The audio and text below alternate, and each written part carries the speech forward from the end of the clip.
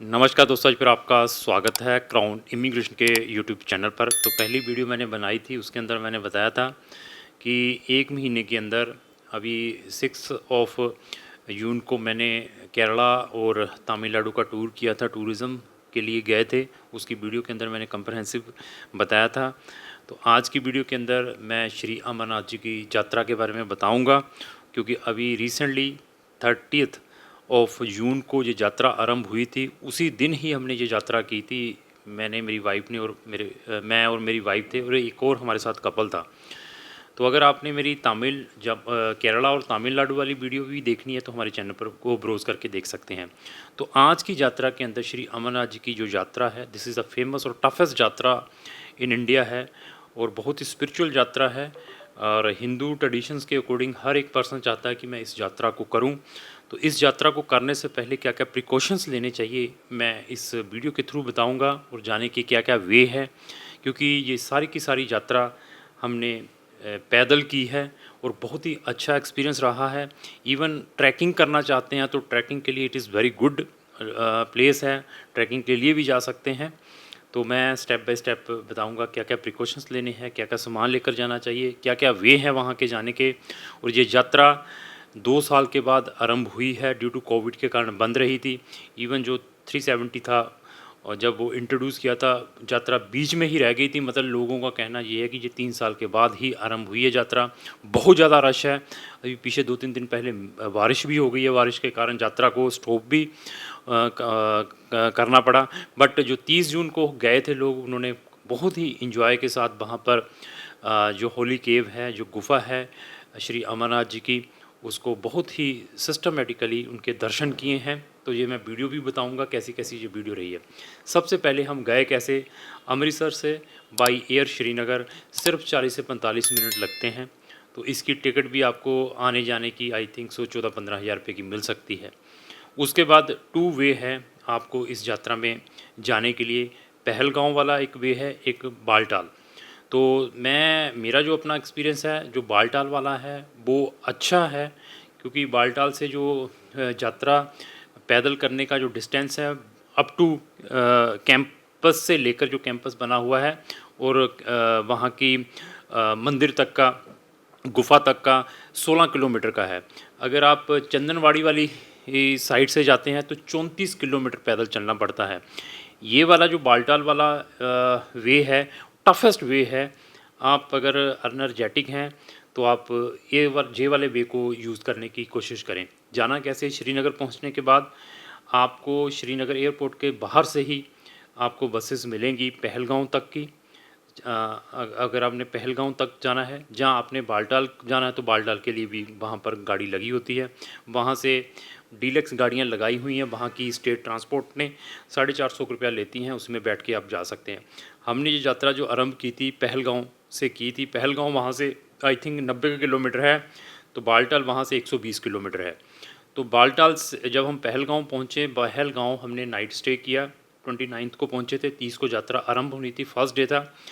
और पहलगाँव से चंदनवाड़ी जाना पड़ता है, जहाँ से ये यात्रा आरंभ होती है।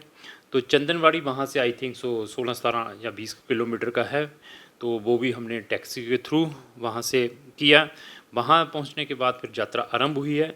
यात्रा करने से पहले प्रिकॉशंस क्या लेने हैं, कम से कम सामान कैरी करना है। सबसे पहले जब यात्रा करनी है, कंफर्टेबल आपके कपड़े, वहाँ के वेदर के अकॉर्डिंग, वेदर अभी ठंडा है। इस साल स्नोफॉल कम हुई है, लेकिन पीछे जो मैंने रिकॉर्ड देखा है काफ़ी स्नोफॉल रही है।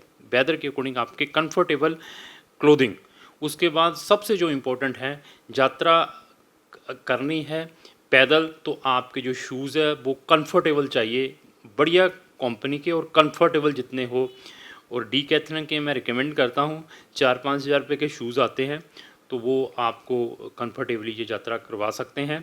अगर आप 2-2.5 हज़ार रुपये वाले शूज़ लेते हैं तो आपके पैरों के अंदर छाले पड़ जाएंगे, वो कंफर्टेबल नहीं रहते हैं, तो वो लें। और साथ में आपका जो कैरी बैग है, जो पिट्ठू लेना है आपने, वो भी कंफर्टेबल होना चाहिए।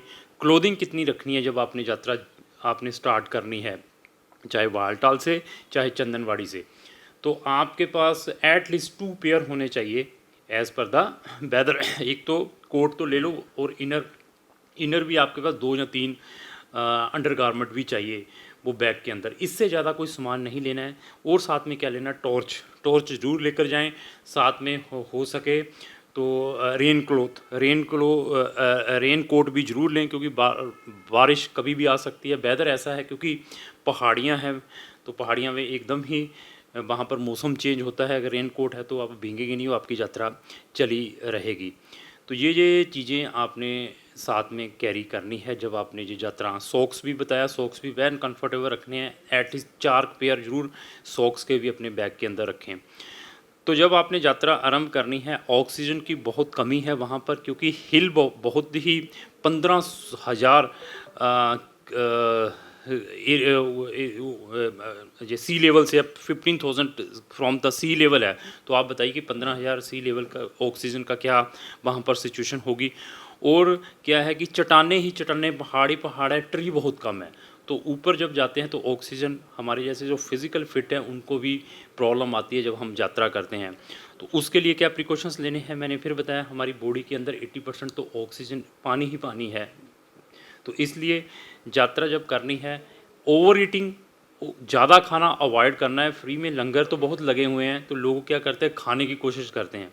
तो मैं अपना एक्सपीरियंस बता दूं, जब भी आपने ये यात्रा 34 किलोमीटर से करनी है तो आपने मैक्सिमम इनटेक ऑफ वाटर लेना है, पानी लेना है। अगर हो सके तो पानी के अंदर नींबू मैक्सिमम यूज़ करें, या ग्लूकोज ले लें, वो मिल जाता है, उसको पानी के अंदर लगा डाल के वो बोतल के अंदर साथ जाते जाते पीते रहें थोड़ा थोड़ा। और फिर मैंने बता दिया, जब ये यात्रा बालटाल से हम स्टार्ट करते हैं, वहाँ पर तो जो श्रद्धालु हैं जिन्होंने लंगर लगाए हुए हैं, ऐसे जैसे 5 स्टार जैसे लंगर लगे हुए हैं, नंबर ऑफ़ स्टेट्स के लोग आते हैं। कोई आगरा से है, कोई कानपुर से हैं, कोई दिल्ली से है, कोई मुंबई से हैं। और 5 स्टार जैसी फैसिलिटीज़ प्रोवाइड करते हैं वहाँ खाने पीने के लिए। दूध चाहिए तो दूध मिलेगा, ड्राई फ्रूट चाहिए तो ड्राई फ्रूट मिलेगा। मैंने फिर बताया, कैपेसिटी से अकॉर्डिंग अगर 2 की भूख है तो कोशिश करें 1 ही खाएं, आधी खाएं, लेकिन इनटेक ऑफ वाटर मैक्सिमम लें। तो ये आपने आरंभ करनी है। और इसमें क्या प्रिकॉशंस लेने हैं, आपके पास स्टिक, एक डंडा भी होना चाहिए, वो भी मैं इम्पोर्टेंट कहता हूँ, वो भी अच्छी क्वालिटी का हो।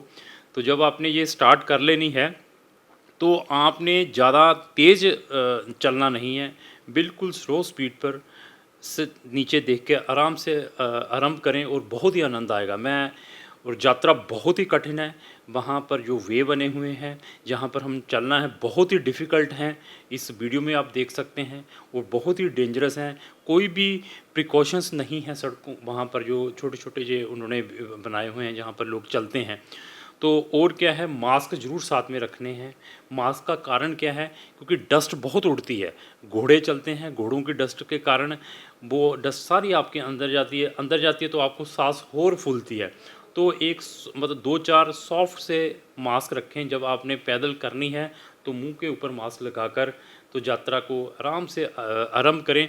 और कोशिश करें, जब बारिश हो जाती है वहाँ पर, बारिश के 3 या 4 दिन के बाद अगर आप यात्रा आरंभ करते हैं तो आपको और ज़्यादा एंजॉय आएगा। तो साथ में और क्या रखना है, सन क्रीम, सन क्रीम बहुत ही इंपॉर्टेंट है। और मॉइस्चर, सन क्रीम क्या है कि धूप बहुत ऐसी पड़ती है कि आपका सारे का सारा मास्क फेस का ख़राब हो सकता है, आपकी चमड़ी ख़राब हो सकती है। उसको ज़रूर लगाना है जब क्या है कि बहुत ज़्यादा धूप है। और साथ में मॉइस्चर भी रखना है, क्योंकि स्नोफॉल भी है, मुंह फट जाते हैं, तो वो भी साथ में लगाना है। जो दोनों चीज़ों की साथ में एक छोटी छोटी सी ट्यूब साथ में रख लें। ये जब रखेंगे तो यात्रा करेंगे तो आप इजीली ये यात्रा को कर सकते हैं।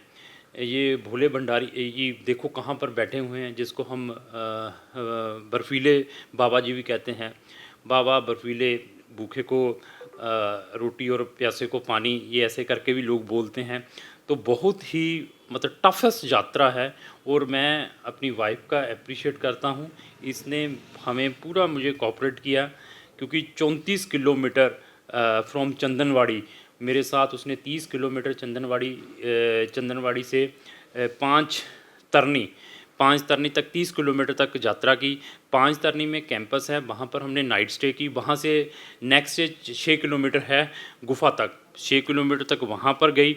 आते वक्त हमने जो यात्रा है वो बालटाल से वापसी, जो हमारी बालटाल से थी, वो कोई 16 किलोमीटर है। तो 6 किलोमीटर गई और 16 किलोमीटर वापस आई। 30 किलोमीटर एक दिन किया हमने, तो बाकी जो 22 किलोमीटर है वापसी का हमने नेक्स्ट डे किया। 2 दिन के अंदर पैदल यात्रा ये की है, बहुत ही टफेस्ट यात्रा है।